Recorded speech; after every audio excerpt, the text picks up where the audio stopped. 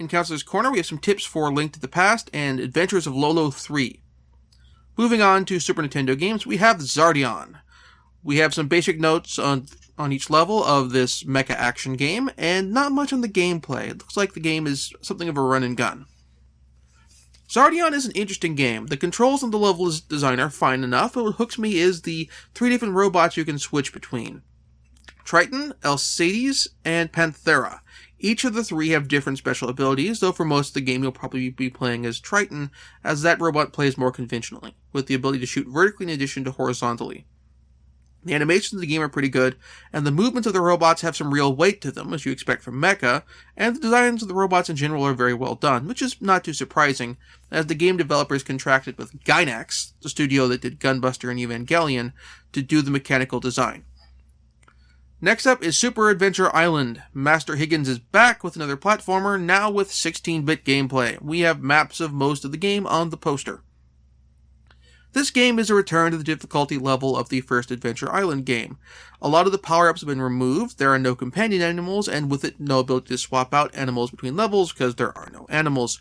It's just you on your own with your stone axe, boomerang, or fire. That's probably the main power-ups that they've kept from the earlier games, is you have the boomerang upgrade and the fire upgrade combined with being able to shoot more shots based on how many power-ups you've collected. It's a decent enough game. The difficulty's rough, but it's playable. If you enjoy the Adventure Island games, you'll certainly enjoy this one. Next up is Contra III, The Alien Wars. It's been a while since we had a Contra game, and now we've got one with the first title on a 16-bit console in this franchise. We have maps of most of the game. Contra 3 is a strong installment of the Contra series with some good refinements on the classic formula. In particular, you have 2 slots for your power-ups, with the active power-up being lost if you're hit, and that which is a really good idea, and really good innovation. I do have a couple problems with this game. First, the behind-the-back running stages from the first game have been replaced with top-down stages, and the handling for these stages is fairly clunky, with the D-pad handling movement, the shoulder buttons handling turning. It almost feels like it'd be better with Smash TV-style controls. Additionally, the Konami code is completely absent, and there's nothing that really replaces it as far as the 30 Lives code is concerned. At least not in the US version. It is there for the Japanese version. This is kind of a bummer because with the original Contra, this was the great equalizer. It lets players with a more mundane skill level get through the game and then improve and repeat plays. Here, you just kind of got to keep banging your head against the wall until you break through. Otherwise, this is a very excellent game. We have 2 soccer games being showcased this issue as well.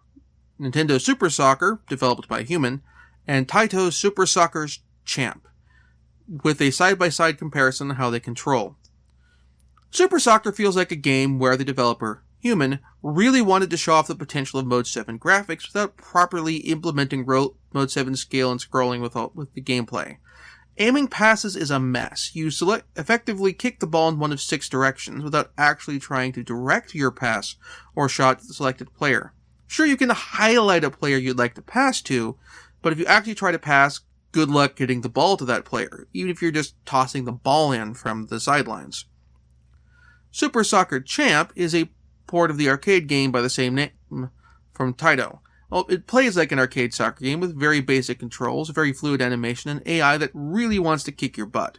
Aside from the AI being balanced more towards quarter chomping than a balanced home gameplay experience, I'd say the only other real problem this game has is the camera perspective is a little bit too close to the player. Like something just a little bit zoomed further out, though I can understand why it's at the distance. Since you as a player need to be able to track the sprite for the ball, and be able to see the animations for some of the moves you get in the game, including taking a dive when you're slide tackled. It's been a while since we had a profile of a game developer, and we're getting one this issue, with a look at Sculptured Software, who has done a lot of contract work, particularly for Parker Brothers and LJN. In Nestor's Adventures, Nestor and Link have to capture a bee with a net. The problem is, well, teamwork isn't exactly Nestor's strong suit. In the Now Playing column, the only title that really stands out that wasn't featured in the magazine is Raiden Triad, for the Super Nintendo.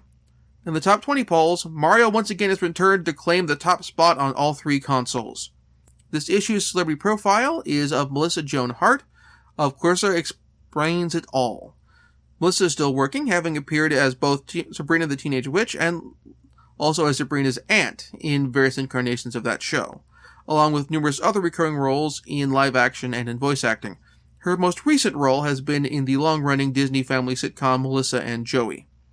In the Pack Watch column to close out the issue, Lemmings is getting a Super Nintendo port, and I'm kind of interested in seeing how this game controls.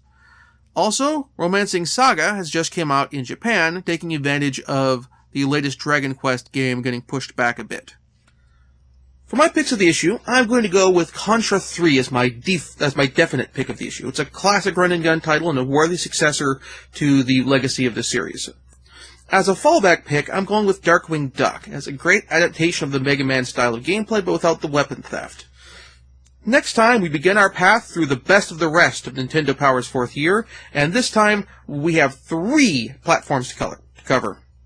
If you'd enjoyed this show, please like the video and subscribe to my channel to be notified when the next episode comes out. If you really want to support the show and help my production quality improve, please feel free to toss a few bucks my way, either through my Patreon or through my tip jar. Patreon link is down below in the show notes, or also up here if you're watching on the YouTube page. Tip jar link is up there as well. Thank you very much for watching, and I'll see you next time.